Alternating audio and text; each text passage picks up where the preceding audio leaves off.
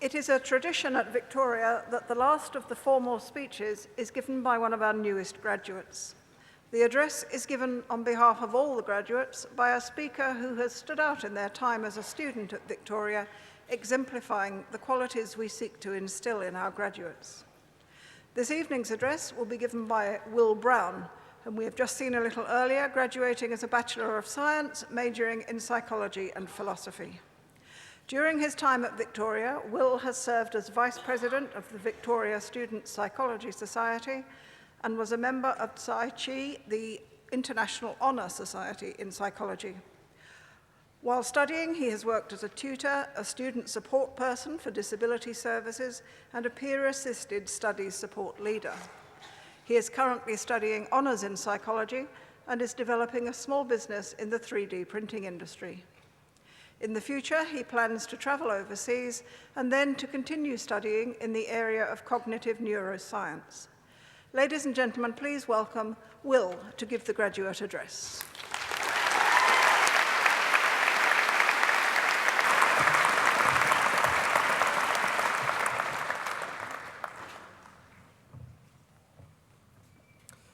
Thank you. I'll just restore my posture from 4 years of studying. It's an honour to speak here today on behalf of my fellow graduates.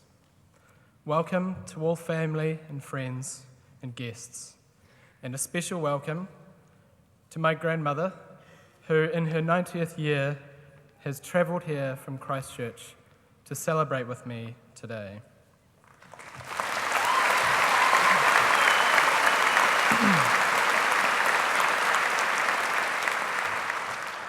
Graduates, congratulations.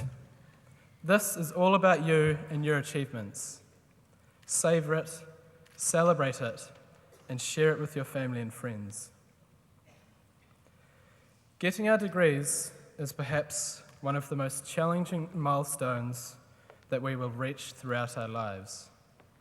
So we should all be immensely proud of having made it. The hard work and discipline needed to get you all here today is impressive, so well done. None of us have travelled this journey alone, so many acknowledgements are due. I dare say you will all understand when I extend thanks to Wikipedia for doing half of the work, to Caffeine for doing the rest, to Castle Point for helping us forget it all, and of course, to the national government for putting more money into research, only to make sure there are few postgrad students left in the country to do it.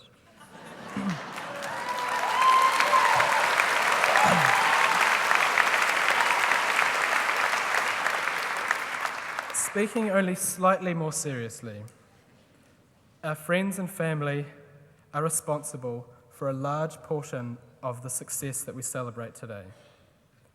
Studying can often be a selfish experience, but despite our neglect, you have stood by us and have done all that you can to reduce our stress. We couldn't have done this without you. Victoria University academic and support staff deserve special mention. You did manage to help us achieve our course aims. However, you also helped us to gain something much more valuable, the ability to think critically. We currently have more information available to us than any other time in history. Unfortunately, most of it is rubbish. We now have the ability to sift through the rubbish and find what is trustworthy. So again, thank you. You have made lifelong skeptics of us all. I feel luck must also be acknowledged for the success that we celebrate here today. The probability of being born during this particular time in history, in this particular country, with our particular developmental influences and biology, is incredibly small. We should remember to never take these factors for granted. that have facilitated our success, yet are no cause of our own. Acknowledging luck does not completely diminish our personal achievements. Rather, it makes those people that are less lucky more salient.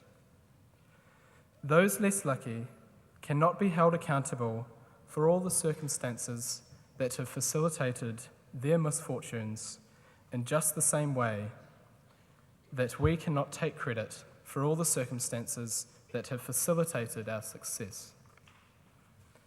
Graduates, you have just completed a great challenge.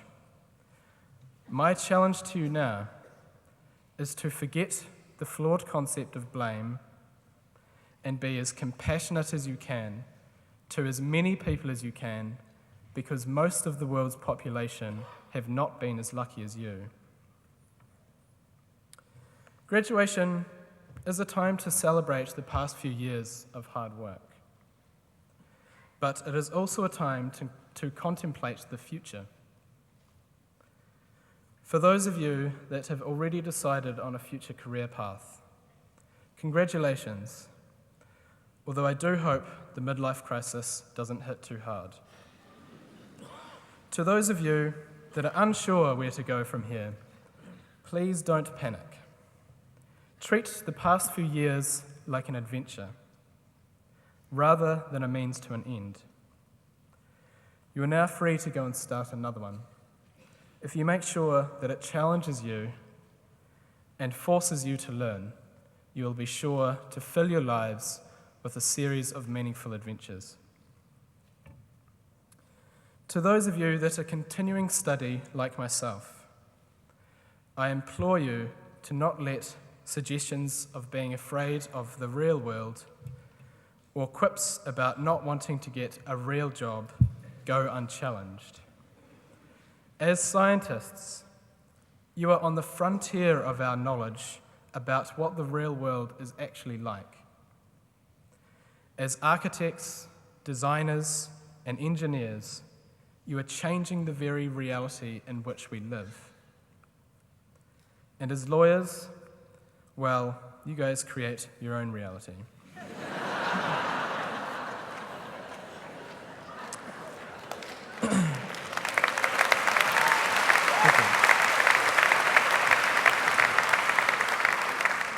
The point is, immersing yourselves in science and innovation is probably as close to reality as you can come.